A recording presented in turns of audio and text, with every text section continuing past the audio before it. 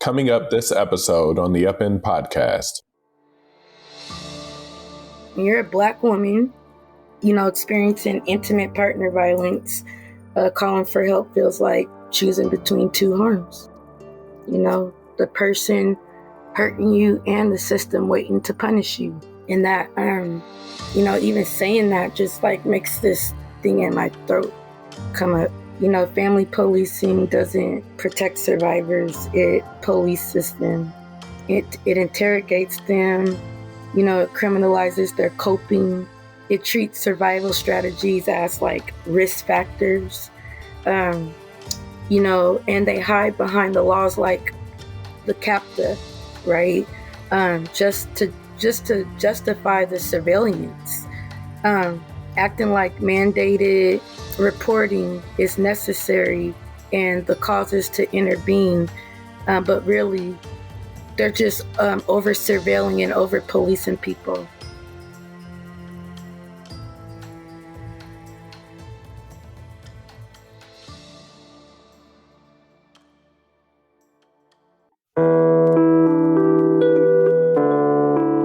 Families separated through Child Protective Services voiced their anger on the steps of the state capitol today. They say the system has a history of racial discrimination. This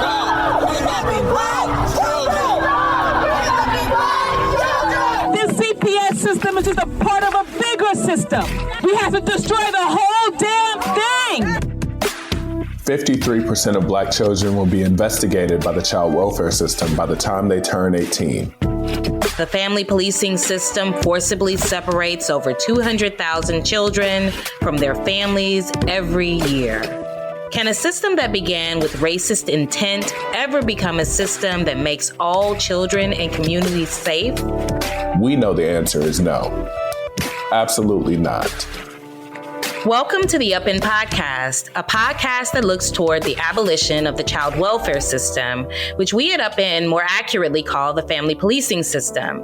In this podcast, we contemplate the history of family separations in the U.S., the current state of the family policing system, and what a future without family policing can look like. We're your hosts. I'm Josie Pickens. And I'm Jason Oliver. Let's get started.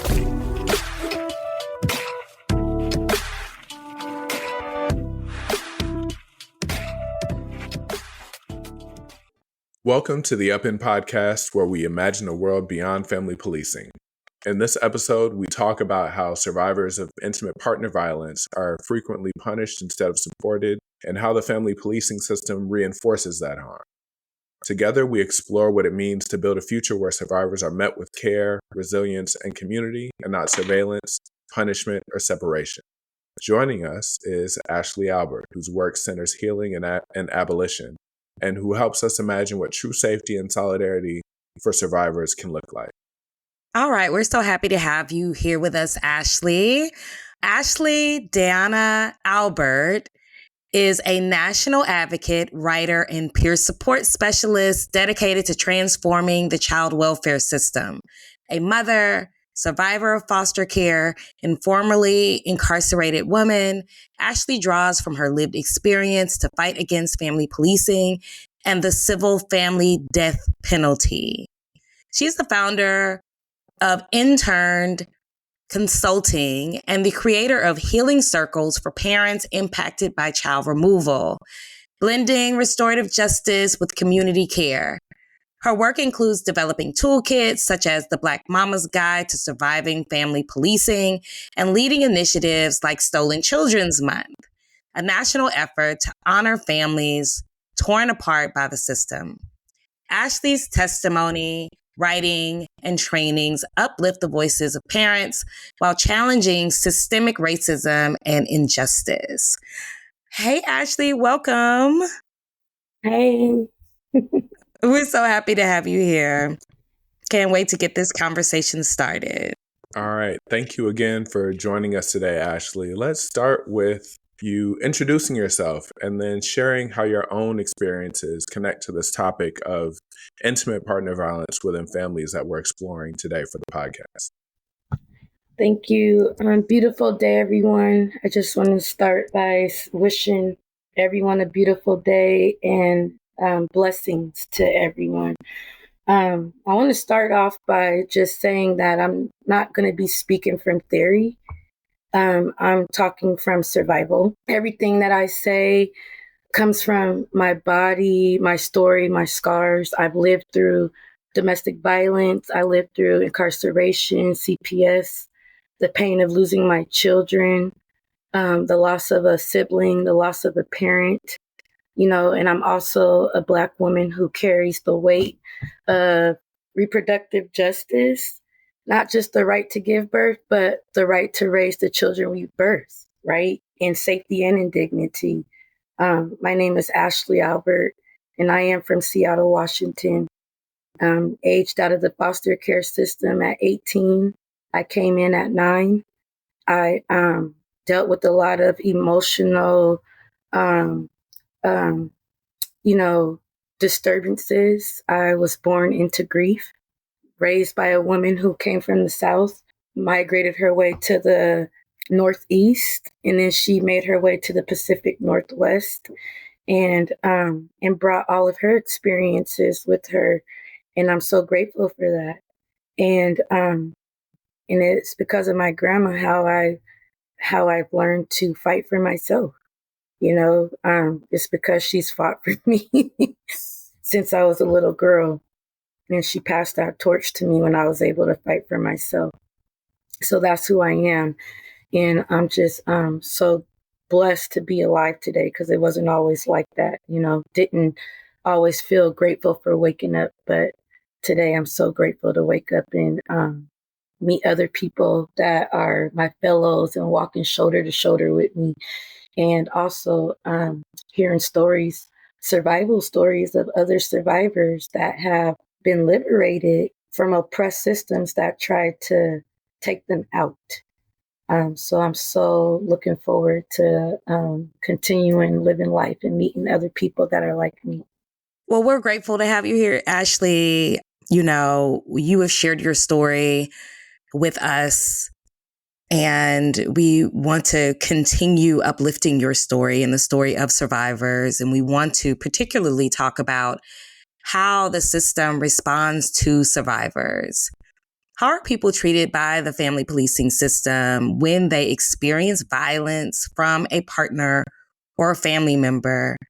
And what do you think most people misunderstand about that experience? Let me just be frank.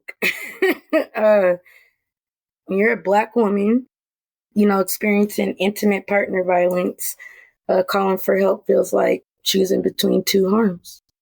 The person hurting you and the system waiting to punish you. And that, even saying that just makes this thing in my throat come up. Family policing doesn't protect survivors. It polices them. It interrogates them. It criminalizes their coping. It treats survival strategies as risk factors. And they hide behind the laws like the CAPTA, right? Just to justify the surveillance. Acting like mandated reporting is necessary and the causes to intervene, but really they're just over surveilling and over policing people. I wrote a book for intimate partner violence and family violence, while in the intersections of family policing and what that looks like. A lot of survivors that are not BIPOC, right? Like Black, Indigenous, people of color, Black and brown women, they get supported and their resources are given in a different way, and I'm not saying this because I'm Black and I don't like white people or something like that. I have white friends who have had me have to look in with a different perspective and say, Ashley, look how I'm being treated. And I got drug issues, right? I'm addicted to meth. Look at the resources that I get and look how I get treated compared to you, right? This is very very clear and very obvious, and it's hurtful. I just think about being 15 years old, in foster care, and pregnant and in domestic violence, and how, I was told that I needed to get an abortion. And because I didn't get an abortion, I was punished for that. My phone privileges in juvenile was taken away. I was sent from Washington State, which is in the Pacific Northwest, close to Canada, across the country at 15, 6 months pregnant, all the way to Philadelphia, Pennsylvania, to allegedly protect me from my abuser, which is another young person who's 15 years old too, and the detriment that caused me, just like the not explaining information and saying you're protecting me, but the moment that I don't agree with what your thought process is of what I should do, you're saying it's my choice to do something.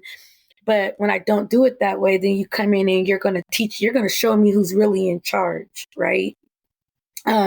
Thinking about that kind of stuff and how that shaped me, and how that causes fear, So, I just think about kind of like, not as a parent, the intimate partner violence stuff that I had, but as a young person, and even dealing with that in my own reunification with my mother, and how that stuff played a part, and how there was no facilitation or support. I mean, they gave these like services like family preservation, in-home services, therapeutic services, but all of that was to, to complement the department. These were department appointed people, service providers that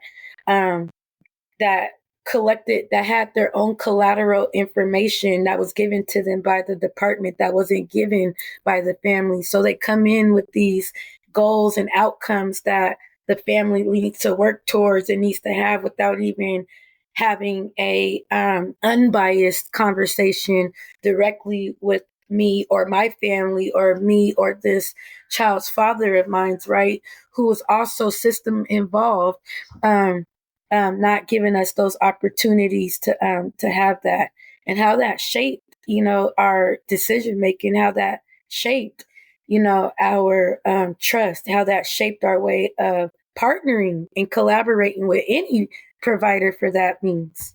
And what do you think people misunderstand about some of the parts of the experiences that you've described here? Whether it's the services, so-called, that that the state's providing, or whether it's these decisions to send you across the country, right? Like, what do you think? What do you think people misunderstand about the things that you've experienced or you see other people experiencing? I think people misunderstand, and I think that is happening today, right? Like, there's very awful things that are said about young people, right? Especially like kids who are Black, kids who are melanated, kids who call themselves or come from the African American community, and the things that we have had to endure and what we lack, and then the way that we survive and how we're penalized for that and punished. I think that when you hear a child has to get sent across country, because a lot of our roots come from the South, So when you hear about, these young people having to get sent to the aunt and uncle down in Alabama, or, to the grandmother in Florida, or, to the father back east, right? Like, where a lot of our roots come from, like our roots, our ancestral roots, our history, the things that we don't get to learn up in the Pacific Northwest, So a lot of that, the misunderstanding of why that happens, and the support, like that wide net of support happening, the system calls that enabling, right? Like families trying to run away. The many times my grandmother was told that she was enabling me when she was just trying to help and she didn't agree with their ways of doing things. And we're talking about a Black woman who come from the South, has lived experience, right, in the South, who went to school up north, right, in Philadelphia, graduated college, is an educator around child development, and doing the best that she can with what she knows professionally, spiritually, emotionally, and then what she knows because this is her DNA, right? Just the misinterpretations of how, like, Black women are left to doing the best they can to deal with children that come from certain demographics, like substance use, right? Where their parents were using when they were fetuses, or children that might be on the autism spectrum, like just these different things that society doesn't seem as normal, but these families that touch these systems, such as like family policing or incarceration, all these different systems, and how we're left to figure it out, and when we figure it out, we're demonized for that, you know what I mean, and penalized for that and ostracized. And I like to just take a moment just to salute all those single parents. I don't care if you're a man, woman, transgender, or whatever pronoun you use. Thank you. Thank you for doing the best you can. Thank you for doing the best you can with our kids, and making sure that they don't wake up every day wanting to like escape life. You know what I mean? Like, they don't know what it's like to raise a Black kid who's suicidal. They don't know what that's like. They don't know what it's like for an ill individual who doesn't have their own support, have to fight against a system to protect children, whether it be their own child or through kinship care, right? From having to touch a system that's going to do some awful things to them and tell them lies and just treat them in a way that isn't of love and care and support.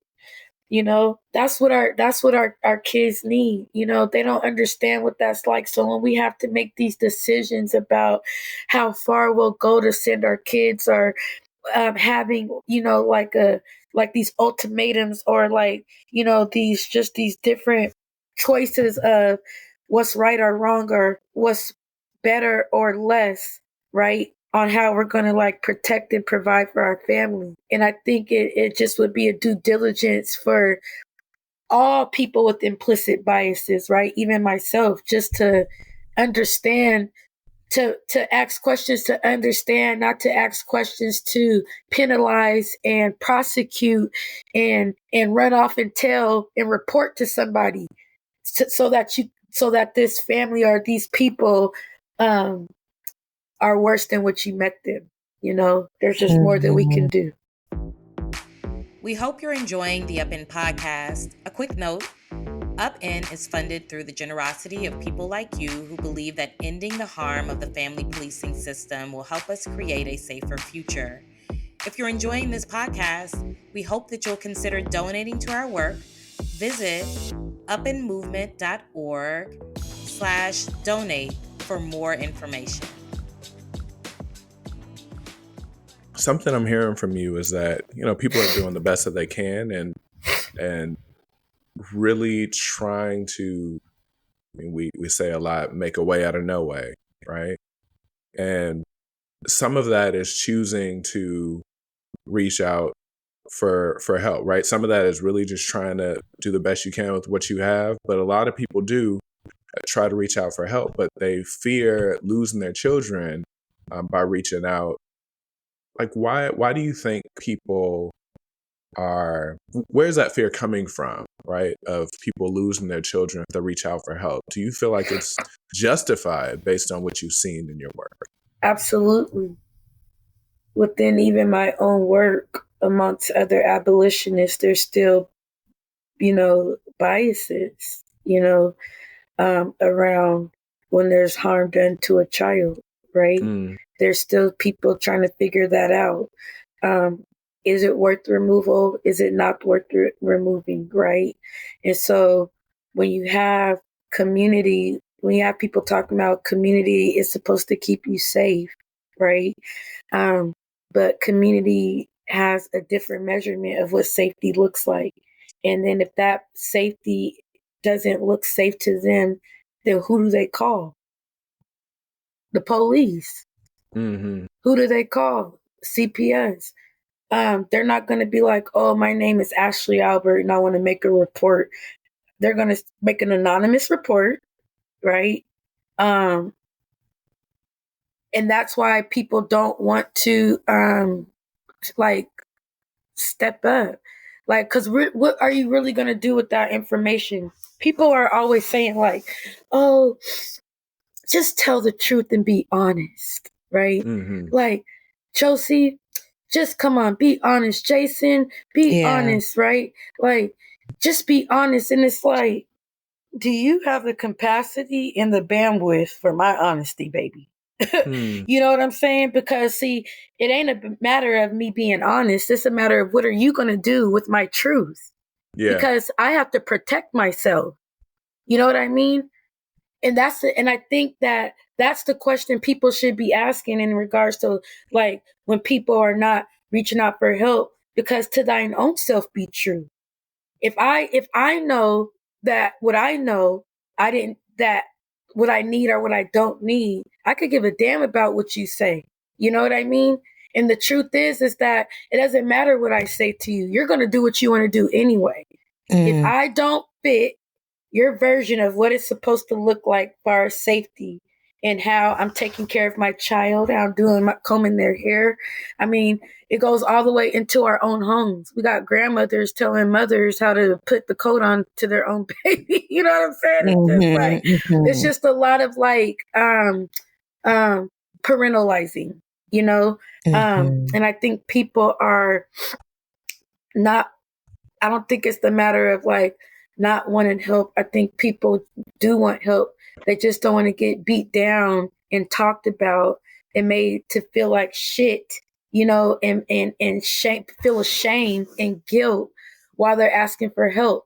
And I think it's very courageous, I just want to say, for people to step out, because there's a lot of folks in the work that I do who are dealing with the loss of parents. They're taking care of their grandparents who raised them while they were in the system themselves, on hospice while losing their children, right? So when I think about the people, you know, why they ain't asking for help, I think about everything. They think about the risk they take on what they can lose. We already know what you think and what you're going to say, you know, like, no, I don't always have a cabinet full of food. Trump and them just cut food stamps off. You know what I'm saying? Like we was out of food for a while. Like who wants to let people know that they don't got food in their house? Who wants to let people know that there's the water is cut off? Who wants to let people know that they have to put on the same dirty clothes 2 days in a row or 3 days in a row, however, right? Because they don't have the money to even go to the laundromat. But as a society, we talk about what you should do. And if you can't do it, ask for help, right? And why don't you come and ask? And I think it's a lot of it because we already know what you're going to do with that information, and it's exploit. Yeah. And that's the thing, right? We're talking about sometimes even communal responses to harm that happens. And when you're asking for help, instead of receiving that support and that care, we receive shame, we're stigmatized, we have to deal with all of these things, even outside of the system, even within community. And that's something that we absolutely have to address. It's like figuring out how to push away from punishment and surveillance, which we've adopted through, you know, what we've learned through systems, right? This carceral logic that we all have. We have to like fire the cops that live within our own brains in order to, as you said, Ashley, be able to really look at people and assess the best ways to help and support and care. So if we step away from punishment and surveillance in community, what would real communal responses to these harms look like? How can we center the safety and healing of both children and adults in this process when we're talking about intimate partner violence? Thank you for that question, Josie. I think true safety doesn't come from the state. It comes from community. And safety is knowing your people, knowing your people will show up without like CPS or police. Safety is the elders, the grandmothers, neighbors, aunties, the corner store clerk, the lady that's always walking her dog at the same time every morning. Safety is creating a net before you fall. You know what I mean? And it's also accountability that doesn't require losing your child to get support. Community care is how Black families have survived for generations before the state stepped in and called it neglect. And I remember just even with my grandmother, just her being able to call on her siblings, right? The great aunties and uncles, the teachers that took a special interest in me, the certain people in the community that, seeing grandma, having us, and they became my community. Like that was my life. That's what I remember my childhood. Community is the safety, the supports that those grassroots movements, right? That are that rise up in wake of whatever is happening in that moment for that generation. And I remember, for mine, it was the Union Gospel Mission Youth Reach Out Center, and we had at that it was a Christian based Bible based facility. But a lot of the kids that went there were kids who came from the projects and stuff, came from the hood, kids who were unruly. That's one way of putting it. Yeah, the kids who went to juvenile. I mean, we was raised by our grandmas. We was raised by our aunties.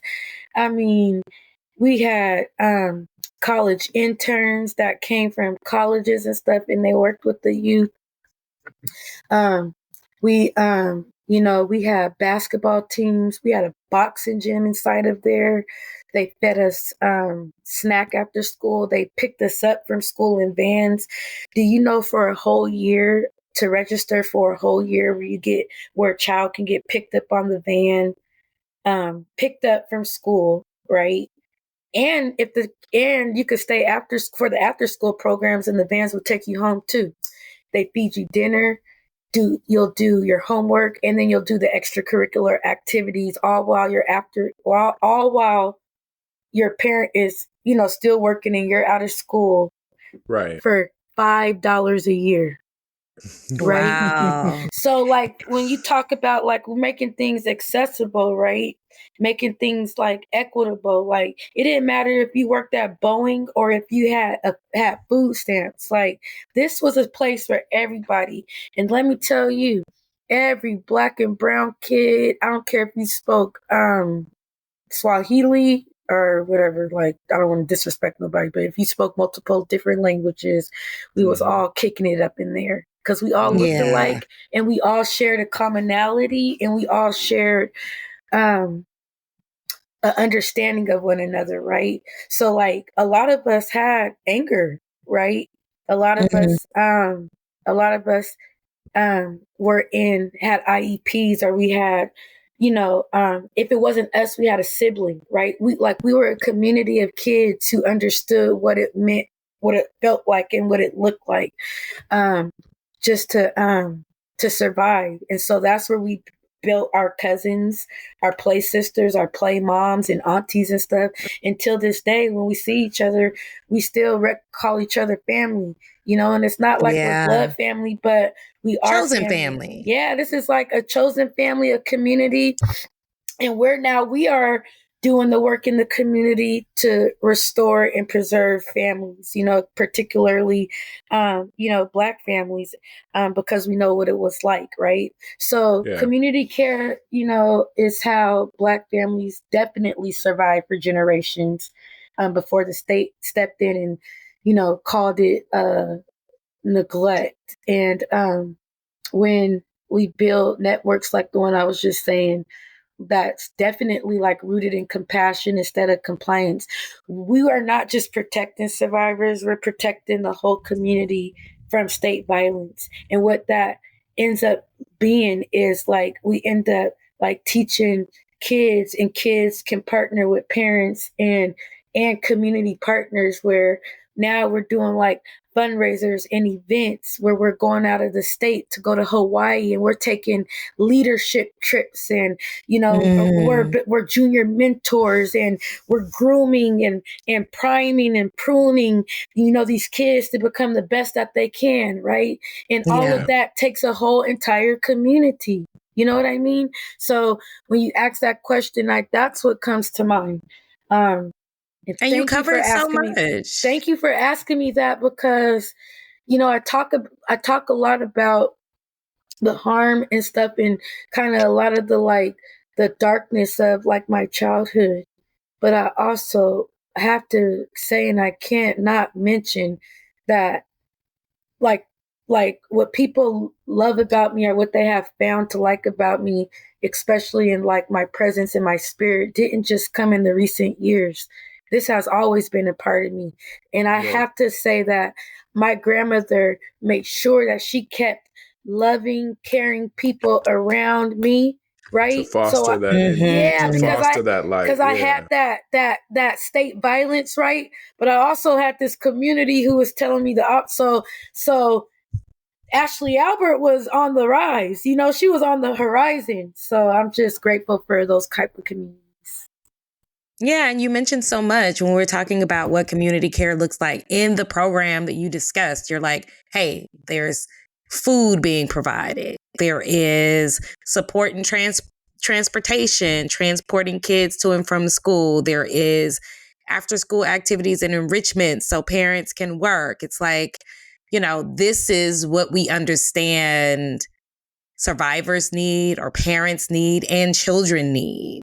And that does absolutely help keep families out of the system when those supports are rooted and grounded in community. And as you said, when that support is provided out of care, and not this whole, compliance and coercion that we see within the family policing system. So thank you for that example, and for, letting us into a little bit of little Ashley's life there. Yeah, I want to shift a little bit. You're making me think about some of my own experiences as a kid, like coming up in after school programs. There was a program called Seed Academy that I talk about with fondness. Like, I remember the director of the program, Miss Smaller, like spending a lot of time at her house. It was an amazing community of young people and adults to just be around, and it was like really enriching. We also have, on the opposite end of these nurturing spaces, we also have cultural messages that move us more toward the shame and stigma that really lead to people being silenced, right? How do these cultural messages, especially those that tell Black women not to involve the system for fear of further criminalizing their partners or Black men they love, how do these cultural messages shape the ways survivors seek or avoid help? There's this unspoken rule in the Black community, protect him even if it costs you. I think that it happens without even like folks knowing that they're doing it. I just, think about my own experience and the things that I watched, whether it been on like TV or the stuff my mom went through or the things that I watched other people go through, like even my own friends. Um, you know,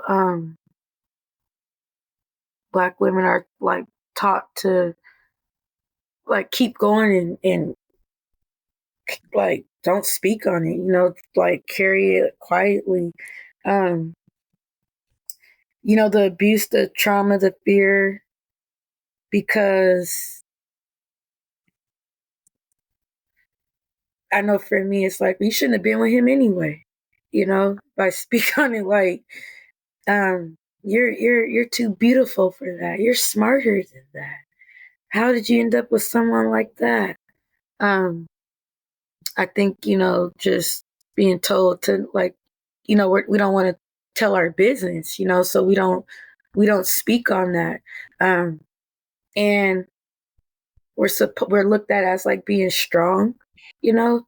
Um, Even if we did mention it to someone at work or a friend or something, we're so good at covering it.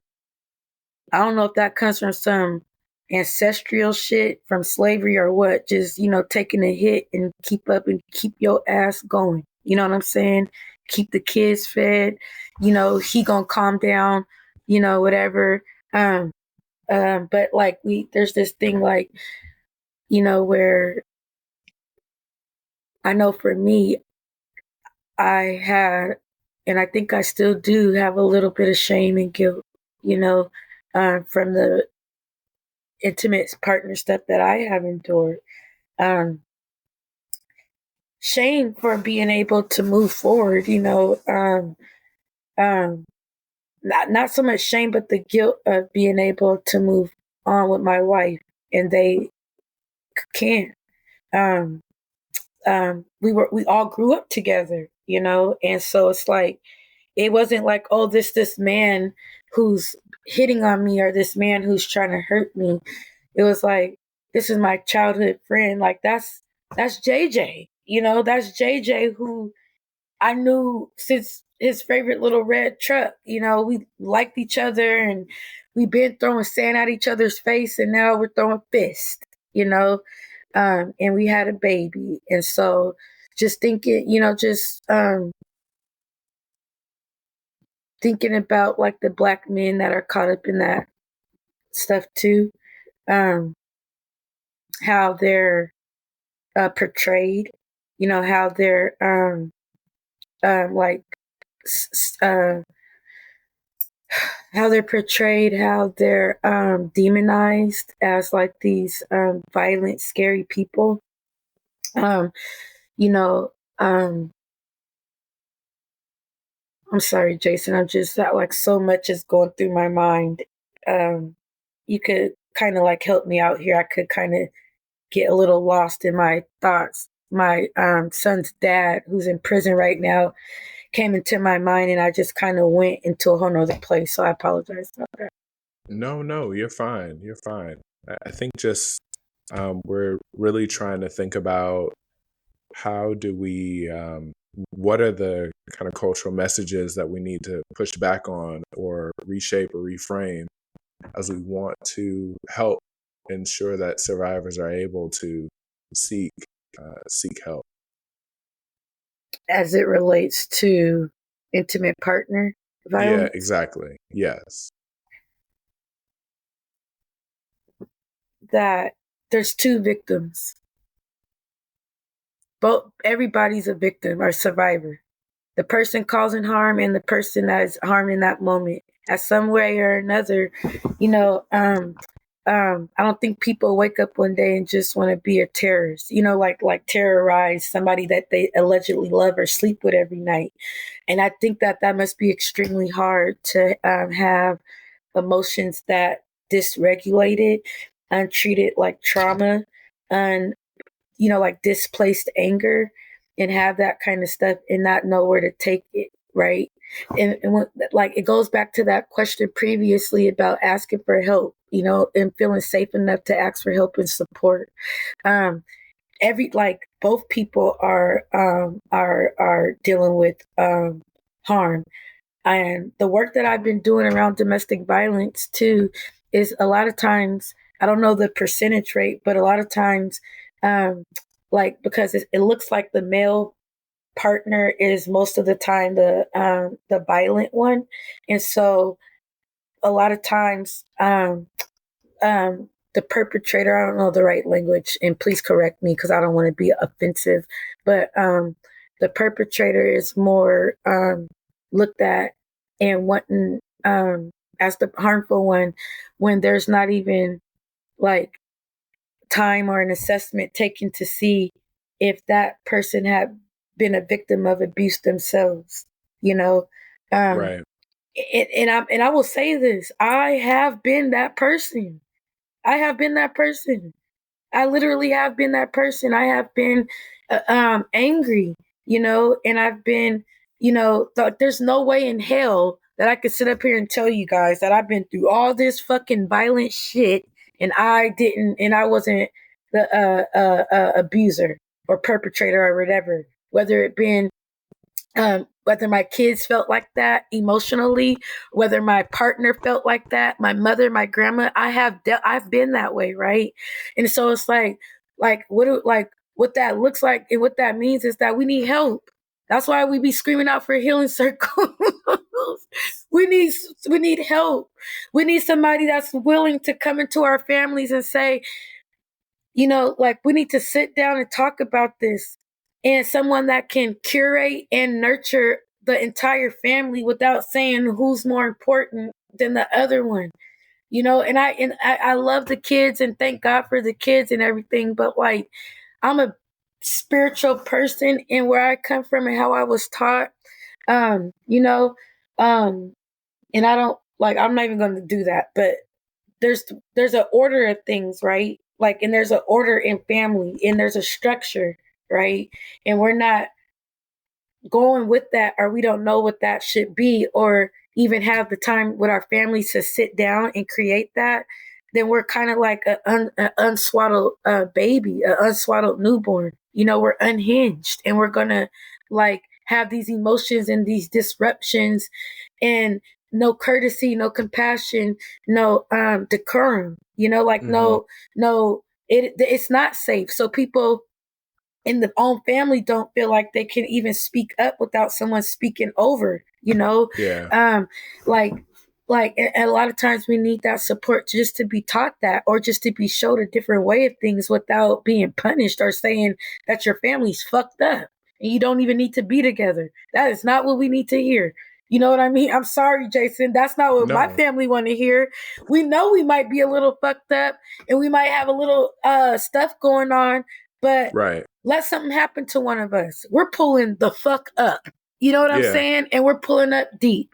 You know, so what I'm hearing you say is that these like distinctions, it ain't just a victim and abuser kind of one.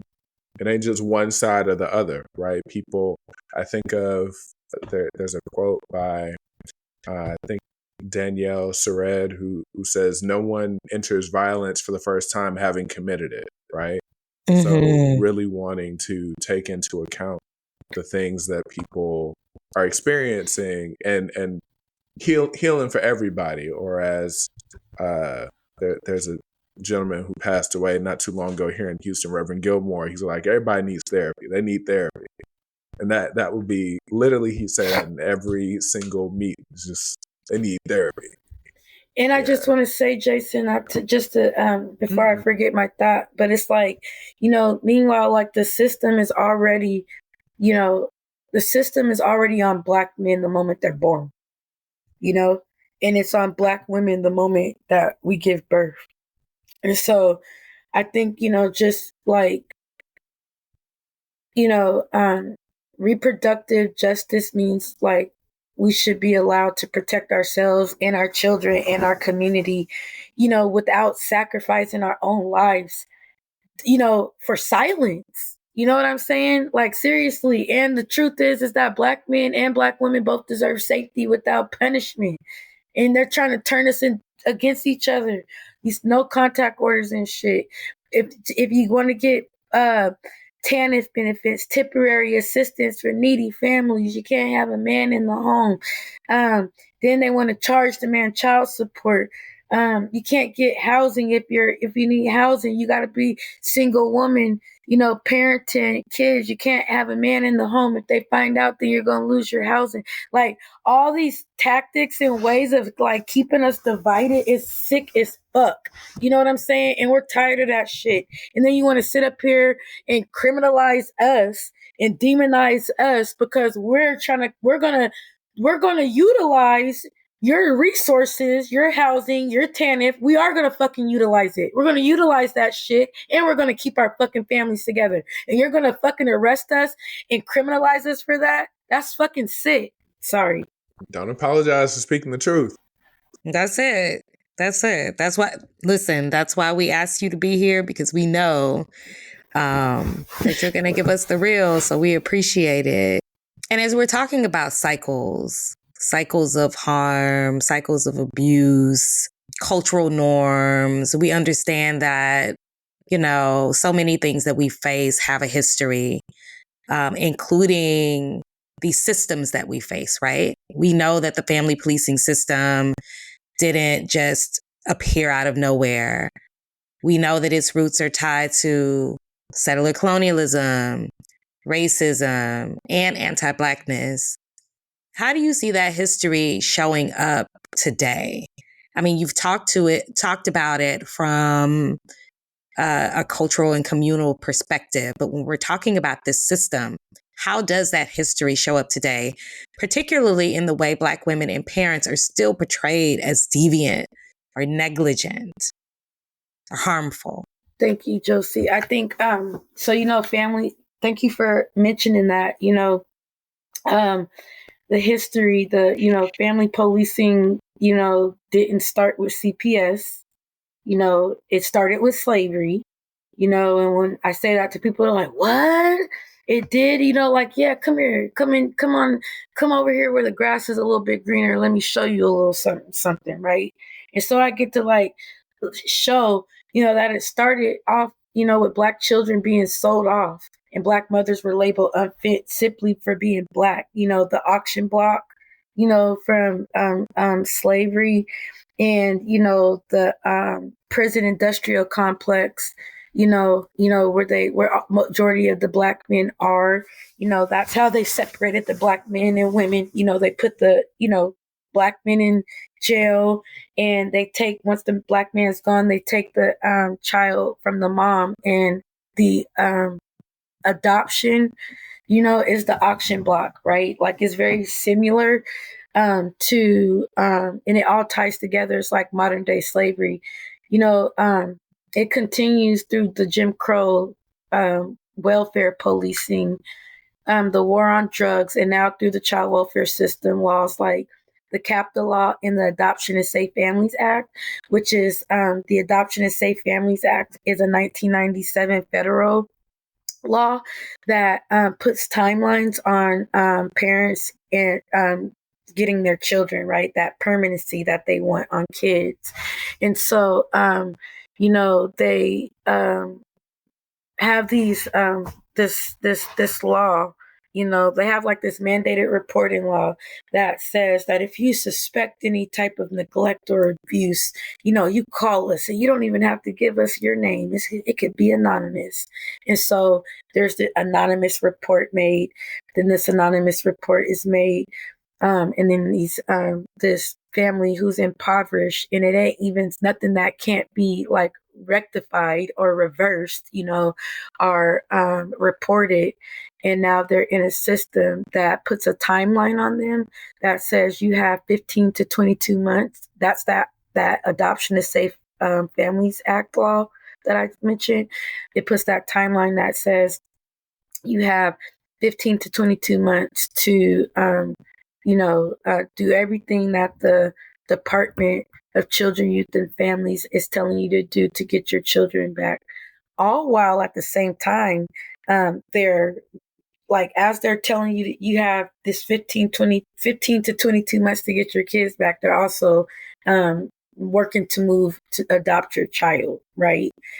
So they're tracking the same, they're tracking two different things at the same time. So if you don't meet that timeline, if you don't repair, and get over that grief or the loss of your father that led you to use those substances, if you don't get through that in 15 to 22 months, you're going to lose your rights to your kids forever, right?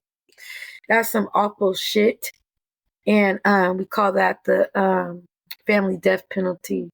They rebranded, but the Black families, saying that Black families are the problem. Black families are hard to manage. Black children are hard to manage, and Black women without that are in a single parent home don't know how to raise their kids. And these are the ones that they target, and those are the stereotypes. I don't know if you all seen what was happening on social media when the majority of those kids were Black. Those are our kids, that come from our community that attacked that pregnant woman and her son in Chicago, right? And people are talking about them kids need to go to jail. They need to do this and they need to do that. And it's just like, damn, that's that same shit that we're talking about that we're trying to undo. How do we ask, mercy on me, but justice on you? Trying to really unfold and unlearn how we even got here. That's community saying, hey, call the police, send them to jail. But that same community is the same one screaming Black Lives Matter, and defund the police. But the moment that something happens to you, you'll step into that act of working with the same system that we're trying to, unravel.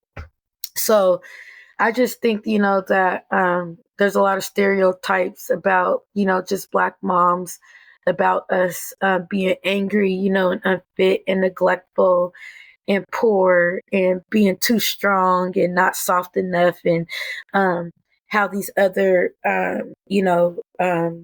culture women that come from these other cultures, how they're easier to deal with, easier to get along with, how they serve their men, how they comply, and they're complicit, if you ask me. But that's just the same messaging that the enslavers used. Nothing about this system is new. It's a continuum. Yeah, you talked a bit about the trauma of separation that stays with families even after some sort of reunification has happened. But I want you to share more about what real repair or reparations might look like for families who have survivors of a family separation. I think people think reunification is the end of the story. Right. Lord have mercy. Seriously, Lord have mercy. Because for a lot of us, reunification is the beginning of another battle. And learning how to trust again, how to parent after being monitored, how to bond with children who are separated from us, how to heal wounds. The system refuses to acknowledge, like we need more,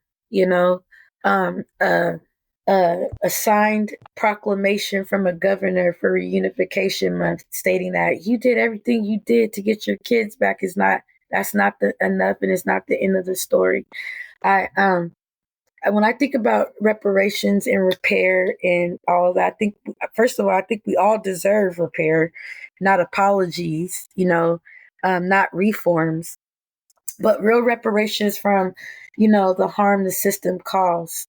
Because healing without repair is just survival dressed up as resilience. And don't you notice that a lot of us, parents, even youth that have been involved in this system, we're tired of that word resilience. It's bullshit.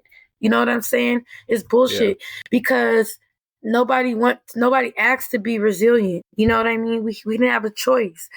So when I think about the reparations, first of all, I think about money, right? Think about money for the harm that the emotional harm caused, because a lot of us came from, we were picked on for being poor. We were picked on for not having certain things that other people had. Had we had some money, we would have said, we ain't talking to no CPS. We're going to call our lawyer. And a lot of people with money don't talk to CPS. They call their lawyer. You know what I mean? So when I think about reparations, I think about money. Absolutely. I also think about things that I've created, such as healing circles, right? Like being able to, because like I said, like that's not the end of the story, the reunification part. People have been separated from their children and under the guise of other adults, whatever that might look like, their structures, their rules, their policies, their norms, their spiritual beliefs. You know what I mean? Like they've entered into that. Like that's hella exhausting to be going in and out of different, like structure. It's just, that's exhausting, right? And I think that's unfair to put people back together just because they're related, without having genuine care and interest, and like a slow hand walking, like walk back into the relationship. What is that called? A shotgun wedding, when you just like meet somebody and then you get married real quick? Like, well, that's when you get forced to. Shotgun weddings, when they force you, when like somebody's dad or something forces you to, because it'll look bad for y'all to have been dating or having a child or something like that. Well, guess what, Jason? Get married. Guess what, Jason? There's shotgun reunifications. People, you have a timeline. You have substance use, clinical people, trauma people, medical people saying that healing, there is no timeline. But then you have a system that gives you a timeline on what you're supposed to rectify, that brought you into the system, right? Drugs is not the issue. It is a symptom. Something else is going on. And it takes time to uncover. It takes time for people to even say that they even want help. You know what I'm saying? So when you're using this person needs help, right? Because really it's not about the child. The child ain't being abused. They're not being neglected or nothing. The parent needs help, and the parent is somebody who needs the support. But yet we use the baby, the kid is a casualty of war between a system and a parent, adults, right? Where if you don't do this and get take them now, or else you ain't getting them. I'm taking your kid and you'll never get him. What the fuck? What the fuck? Do you know where I come from? How we like, don't fucking tempt me. Don't try to fucking bully me. See, now you want to fight. You know what I'm saying? It's like when you start like talking like that, and you like you start waking shit up in people that wasn't woke before. And when you start using language and tactics and strategies, right, that are not conducive to a certain demographic of people, or even people in general, right? Like you're colliding, and it's a collision. So when I think about the repair part, we definitely need the healing circles and stuff, right? Who needs to be at the healing circle? The state. Their ass definitely need to be there. I don't care if it's a social worker. I don't care if it's a director. I don't care. Everybody had a part in the situation. And everybody got to, there has to be some repair and some reconciliation, because there were things said and done in people's cases. And I'm not the only one who feel this way. that they were done that should have been handled differently. And the reason why they were done, Jason, is because there was implicit bias. Why was it implicit bias? Because they thought some way about me because I was a Black girl who had a baby at 15, who came out of the foster care system, right? Whose grandmother raised me. I wasn't married. I didn't have an education. I had an IEP. I had my own childhood trauma stuff, right? And they moved and handled me in ways that made it more harmful for me and my children, even when reunification was in the best interest, right? So we definitely need healing circles. We need people need to be trained up on transformative justice, restorative justice, whatever they're working off of. And I'm talking about the system. They need to scrap that shit, and they need to just go ahead and attend to and and pay attention to what we are offering, right? Because we're still offering.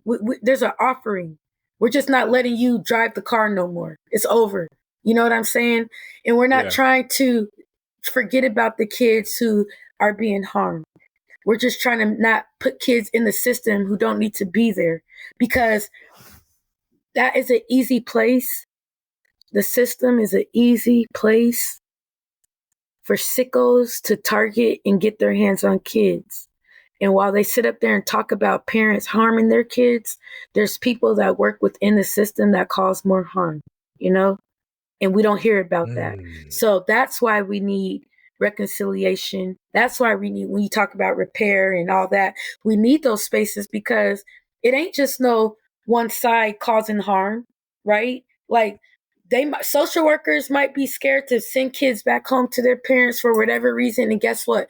We're scared to have our kids go to foster care or someone else's home too for the same exact thing. Why are we not having these conversations, right? Like, why are we singling people out? And as a matter of fact, they're doing Black women the worst, you know? You're just offering us so much, Ashley. You know, every sentence reminds us of why we wanted you to be here on this episode. You've offered us so much truth today. And I want to personally thank you for being the change, because in all of the ways that you've talked about how harmful this system is and all of the harm that you've experienced, I know that you're also doing so much work to create new possibilities and create new ways for survivors and families. And before we go, we want to share a bit more about your work, including Stolen Children's Month. Let's talk about Stolen Children's Month, and also how listeners can connect with you and support the work that you're doing. But yes, let's begin with Stolen Children's Month, which is part of the answer to all of the things that we've discussed today, all of the harms that the system perpetuates against survivors and families. Oh my God, I'm going to cry because, like, I am just like, I'm still in awe. So first, before I even get into that, a way for people to contact me, and I would love for you to contact me. I would love for you to partner with me. You can email me at ashley@intuneconsulting.com. That's ASHLEY at Intuned, INTUNED, consulting, CONSULTING.com. Okay, so thank you for that. Everything that I do and have been doing, you know, from Stolen Children's Month to my healing circles, you know, they all come from a place of pain. And like, I just refuse to let the stuff that happened to me destroy me, you know, turning my story into a strategy, you know, turning my grief into organizing. Like, it's just wild, you know. I turned my lived experience into a blueprint for other parents. Stolen Children's Month is about to happen again in June 2026. I created that, in the first moment that the idea happened was in Houston, Texas, when a few of us met with Upend to discuss just different ways of how we're going to abolish family policing. And, we met in October of 2024. And, I was sitting in there with all these like brilliant, amazing people. We had just had this amazing convening with these great speakers who were talking about organizing, and they gave us strategies on like how to organize and what that looks like for different folks and wherever you are in your organizing for the movement. And I just got really inspired. And at the same time, I was dealing with my kids coming back from a adoption that was failed. And so I was really like emotional, and adoption awareness month was happening the very next month in November, which happens every month. And I was tired of that. I was like, why are we celebrating like reunification month in June and adoption month? Like people getting these kids and stuff. And what about the parents that didn't get their kids? And I really wanted an answer to that, because I wondered if other people felt the same way. And I was like, we don't get nothing. And I don't know who's like, it just started popcorn. And someone was like, well, we could do a day. And then someone else was like, F a day, we're going to do a month. And then it was like, well, which month are we going to do? And then it just started populating all over the room. My eyes just started going like this. And I was like, oh shit, what did I start? And people just start looking to me and they're like, Ashley, yeah, like we're going to do this. This is a great idea. Like, yes, yes, yes. And I was just like, whoa, right? Well, October 24th turned into January of 2025. And in between those months, there was some silence. Who was silent? Me. Why was I silent? I was silent because shit, I thought that I put the idea out there, somebody else was going to pick it up and run with it,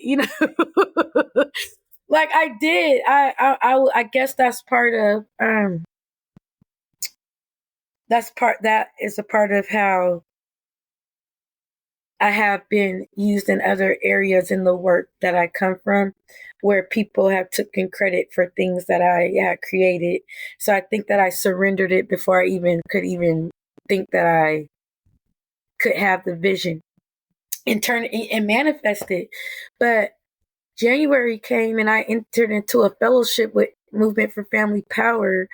And they were talking about supporting folks with their community projects, their campaigns and things. And I was like, yeah, I just want to be a better public speaker and create trainings and, all of that. So I was talking about the wrong shit. So Jasmine Sankofa, shout out to Jazz, did a one-on-one with me and was like, hey, sis, what happened to the Stolen Children's Month? And I was like, huh? I thought somebody else was going to do that. She was like, girl, she started cracking up and was like, no. I mean, she was belly laughing. She was like, Ashley, heck no, this is your baby. Like, no, you said it, like we've been waiting on you. And I'm like, you need those people in your ear to remind you, like, this is yours. Yes, Jason. And I was like, oh shit, I'm late. Because we said Stolen Children's Month was going to be in June. Now it's about to be February, right? Okay, boom, I have to hit the ground running. But little did people know, I'm a writer, I'm a visionary. So I'm always like creating and having stuff already kind of like prepared, like thinking and like just putting things out there. And I had a lot of notes and I had a lot of ideas. And guess what else I had? Relationships. So there it was. I started to form a committee and I said, I'm going to get the hottest committee out there. So I asked a couple people from Upend. I asked some people from MFP, got some people from Operation Stop CPS, the Black Mothers March, a couple different parents and folks with lived experience. And I just asked if they would come alongside me. And they said yes. And that's where it began. And we met. And I think I know that I went full force because people were like, Ash, if you just want to like just do a couple different things, that'll be okay. That you accomplished a lot. But inside of me, my spirit said, hell no, Seriously, my spirit said, we're not doing a couple of nothing. We're doing all of this. And I had to continue. I mean, I prayed and I prayed like during this time, I was close to my higher power. I had given up a lot of different things for myself, I self-sacrificed a lot of things, right? So that I can be open and let like a spirit come inside of me so I can do things beyond my wildest dreams. And I'm telling you, beyond my wildest dreams, Stolen Children's Month took off in June. We hit every milestone. We hit every thing that we said we was going to do. We hit that thing. We had it jam rocking, right? We went from a national campaign to a global campaign. Till even after June finished, I got parents hit me up right now talking about when's the 2026 Stolen Children's Month toolkit going to be out, right? When this meeting is going to happen. People are ready. They're on fire. This is what they needed. This is what we needed. We needed a space that honored parents who didn't get their children back, but honored parents who were still in the fight, right? Because just because you didn't get your kids back, that didn't make you unuseful. That didn't make you like a throwaway. I know people who didn't get their kids back and are doing amazing things, and that wasn't talked about. So we got to do healing circles, offer love letters for children who are still separated from their parents. And we did visuals. We did visuals across the world on the same day. And we even have virtual visuals where everybody came and we had food and we just stood around with pictures and stuff and we grieved publicly. And it was beautiful, right? And we also, acknowledged the truth about family policing. And we talked about the mental health impacts on how that impacts parents and youth, right? We just did a plethora of offerings. It was so full that there was no way you could have left hungry. You know what I'm saying? You might not have been like full to where your stomach was about to bust open, but you got a little bit of something. And that was more than enough for me. And what's happening now is that Stolen Children's Month is still alive. Healing circles are still alive. I just got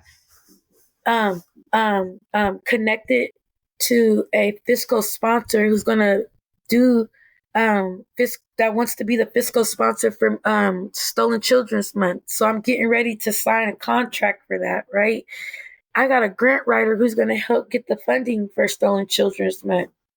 I also have been in conversation with the folks here in Washington State where I wrote a resolution based off of Stolen Children's Month.